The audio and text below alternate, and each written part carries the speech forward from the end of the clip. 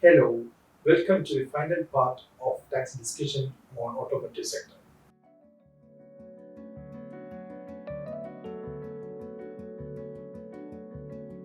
Hope you have already watched our previous videos on automotive sector, and if you have missed any, please look for the links in the description. In today's discussion, we are going to talk about promotions, discounts, company car, demo cars, etc. Firstly, promotional gifts. We are familiar about promotional gifts which the motor vehicle traders offers to the customers during a part of sale like festival offers, end of season sale, etc. According to the VAT law, supply of promotional gifts will be treated as taxable supply under deemed supply provision. So even though there is no consideration or an amount being collected for the free promotional gifts, the motor vehicle trader has to consider tax according to the market value or the deemed value of the supply and has to remit to the federal tax authority. But deemed supply provision will not be applicable if the motor vehicle trader has not recovered VAT for purchasing of the promotional gifts. Next is the tax treatment on discounts.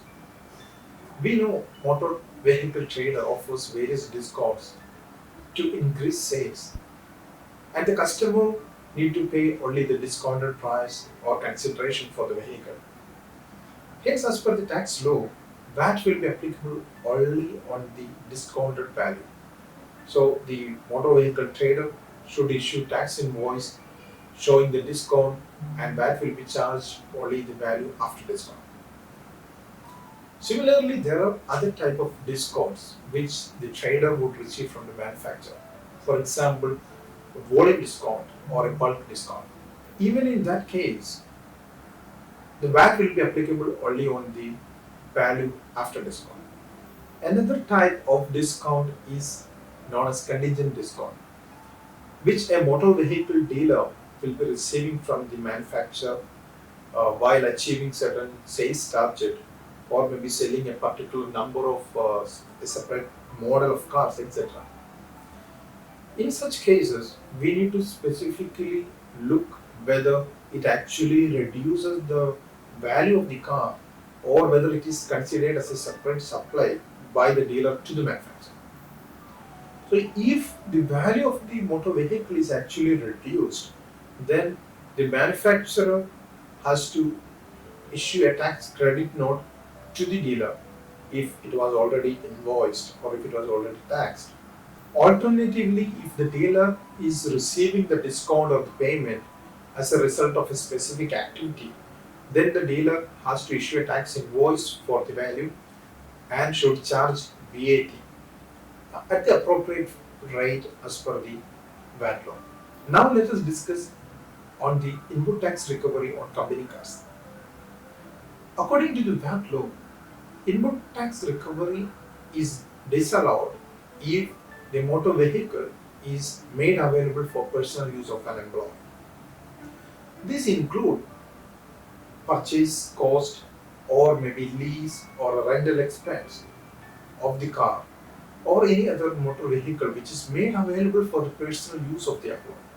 Kindly note that the input tax recovery will not be disallowed just because the motor vehicle is available or taken by the employee to the home as a part of his job or for his official purposes or emergency purposes. Lastly, let us discuss on the tax treatment on demo cars. We know that the motor vehicle trader may keep demo cars in the showroom for demonstration or for test drive purposes. Such cars cannot be sold at the full retail price.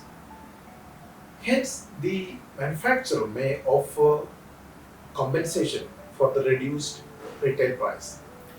If the payment is received from the manufacturer as a compensation is an actual reduction of the sale price, then manufacturer will be issuing a tax credit note to the trader.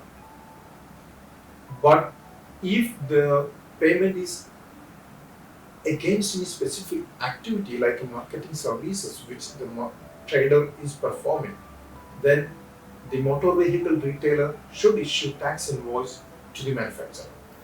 Hope the series of videos help you to understand the tax treatments on automotive sector.